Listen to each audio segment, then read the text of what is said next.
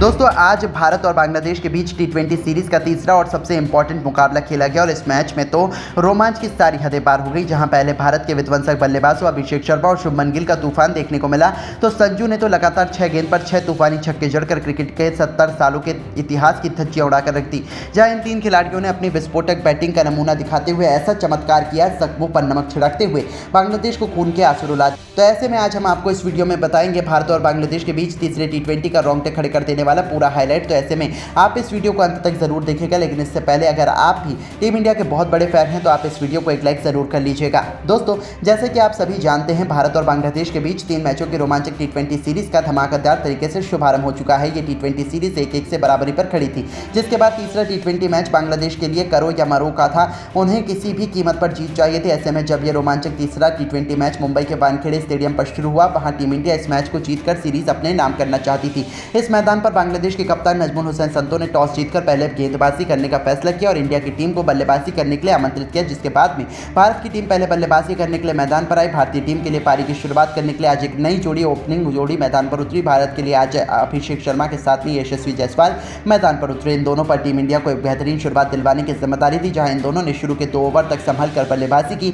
और single double से पारी को आगे बढ़ाया। हालांकि शुरू में बांग्लादेश के गेंदबाजों ने भी कसी हुई गेंदबाजी की, लेकिन 2 ओवर के बाद में इन दोनों ने अपने ही गियर बदल दिए। खासतौर पर अभिषेक शर्मा ने एक बार फिर से अपने इरादे साफ तौर पर जाहिर कर दिए। जहां अभिषेक शर्मा ने पहले तो तीसरे ओवर में 2 तूफानी छक्के और 1 चौका लगाया, वहीं उसके बाद चौथे ओवर में जायसवाल और अभिषेक शर्मा दोनों ने एक एक चौका लगाकर पूरी तरह से बांग्लादेश के गेंदबाजों के ऊपर काउंटर अटैक कर दिया। इन दोनों की बल्लेबाजी से पूरी तरह से बांग्लादेश दबाव में दिख रही थी। वहीं पावर प्ले के अंतिम ओवर में अभिषेक शर्मा ने एक बार फिर से शाकिब अल हसन को टारगेट किया और इस ओवर में भी अभिषेक शर्मा ने 2 लगातार स्टेडियम पार गगनचुंबी छक्के ठोककर हाफ सेंचुरी पूरी कर ली, सिर्फ 19 गेंदों पर। इस तरह से पावर प्ले के समाप्त होने तक भारत की टीम ने 71 रन बना लिए थे। अब कहीं ना कहीं जायसवाल और अभिषेक की साझेदारी भारत को एक बड़े स्कोर की तरफ ले जा रही थी, लेकिन 8वें ओवर में मुस्तफिजुर रहमान ने आखिरकार भारत को पहला झटका दे ही दिया, जहां मुस्तफिजुर ने जायसवाल को आउट कर अपनी टीम को पहली सफलता दिलाई। जहां आपको बता दें कि जायसवाल ने भारत के लिए 15 गेंदों पर 13 रनों की पारी खेली, जिसके बाद में बल्लेबाजी करने उतरे कप्तान सूर्य कुमार यादव।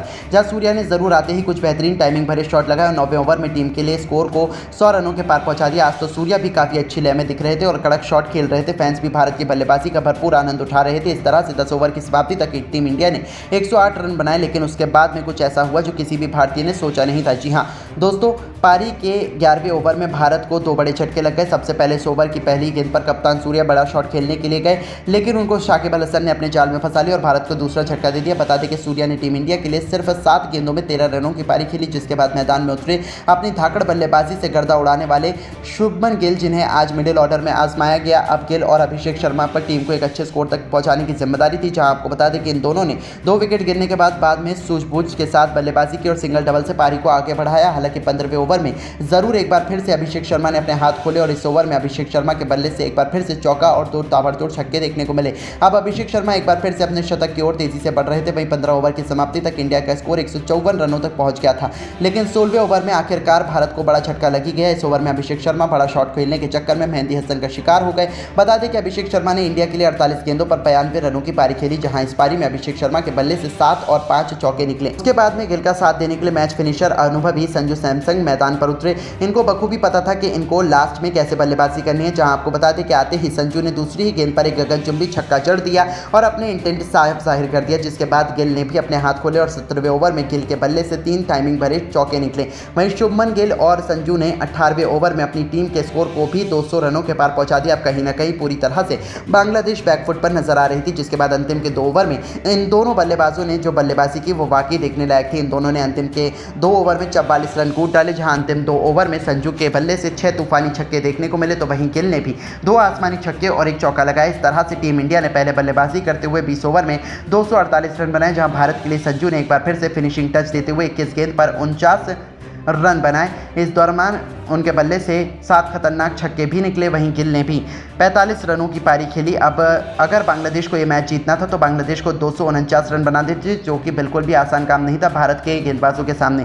जिसके बाद में जब बांग्लादेश की टीम इस लक्ष्य का पीछा करने के लिए आई तो उनको आज एक बेहतरीन और ताबड़तोड़ शुरुआत चाहिए थी, क्योंकि लक्ष्य काफ़ी बड़ा था। लेकिन लक्ष्य का पीछा करने उतरी बांग्लादेश की शुरुआत काफ़ी खराब रही। पहले ही ओवर में तंजीद हसन को अर्शदीप सिंह ने इनिंग स्विंग डाल कर क्लीन बोल्ड कर दिया और इंडिया को पहली सफलता दिलाई। जहां आपको बता दें कि तंजीद अपना खाता भी नहीं खोल पाए, जिसके बाद में बैटिंग करने के लिए आए शाकिब अल हसन ने आते ही भारत के गेंदबाजों पर काउंटर अटैक किया और उनका साथ लिटन दास ने दिया। शाकिब एक छोर से लगातार ताबड़तोड़ बैटिंग कर रहे थे और तेजी से अपनी टीम के स्कोर को आगे बढ़ा रहे थे। वही लिटन भी उनका साथ अच्छे से दे रहे थे। इन दोनों ने देखते ही देखते सिर्फ और सिर्फ 4 ओवर में अपनी टीम को 50 रनों के पार पहुंचा दिया। लेकिन अब टीम इंडिया को विकेट की जरूरत थी और उसके बाद कप्तान सूर्या ने गेंद रवि बिश्नोई को थमाई और बिश्नोई ने भी आते ही पावर प्ले के अंतिम ओवर में जो गेंदबाजी की उसने मैच को ही पलट कर रख दिया। बिश्नोई ने दोनों सेट बल्लेबाजों को आउट कर दिया और इंडिया को बड़ी सफलता दिला दी, जहां शाकिब ने 18 गेंदों पर 40 रन बनाए। वहीं दूसरी ओर बल्लेबाजी कर रहे लिटन ने 8 गेंदों पर सिर्फ 12 रन बनाए। इस तरह से पावर प्ले के अंदर बांग्लादेश की टीम ने 62 रन बना लिए, जिसके बाद जरूर महमदुल्लाह और मेहंदी हसन ने कुछ अटैकिंग शॉट खेले और भारत के गेंदबाज लाइनअप पर काउंटर अटैक करने की कोशिश की। खासतौर पर आज रजा काफी ही अटैकिंग बैटिंग कर रहे थे और भारत के हर गेंदबाज के खिलाफ बड़ा शॉट खेल रहे थे। हालांकि इंडिया के पास में काफी रन थे। महमदुल्लाह और मेहंदी हसन ने 10 ओवर तक बांग्लादेश की टीम को 100 रनों के पार भी पहुंचा दिया था। अब इन दोनों की कम से कम 15 से 16 की रन रेट से हर ओवर में रन बनाने थे, जो कि बेहद ही मुश्किल था। जहां 10 ओवर के बाद बड़ा शॉट खेलने के चक्कर में बांग्लादेश के बल्लेबाज लगातार अंतराल पर भारत के गेंदबाजों के जाल में फंसते चले गए। खासतौर पर रवि बिश्नोई और सुंदर ने बांग्लादेश की लगभग पूरी टीम को समेट दिया। जहां आपको बता दें कि पहले तो 13 ओवर में बिश्नोई ने 2 झटके बांग्लादेश को दिए। उन्होंने महमदुल्लाह को 30 रन के निजी स्कोर पर आउट कर दिया और इसी ओवर में मेहंदी हसन को भी 13 रन के स्कोर पर एलबीडब्ल्यू कर दिया। जिसके बाद 15 ओवर में सुंदर ने 2 झटके और बांग्लादेश को दे दिए, जहां बांग्लादेश का पूरा बल्लेबाजी क्रम ताश के पत्तों की तरह बिखर गया था। हालांकि उनके बल्लेबाजों ने लड़ाई तो लड़ना चाहिए, लेकिन वो अपनी टीम को सिर्फ 175 रन तक ही पहुंचा सके और भारत की टीम ने यह मैच बड़ी ही आसानी से एक तरफा जीत लिया।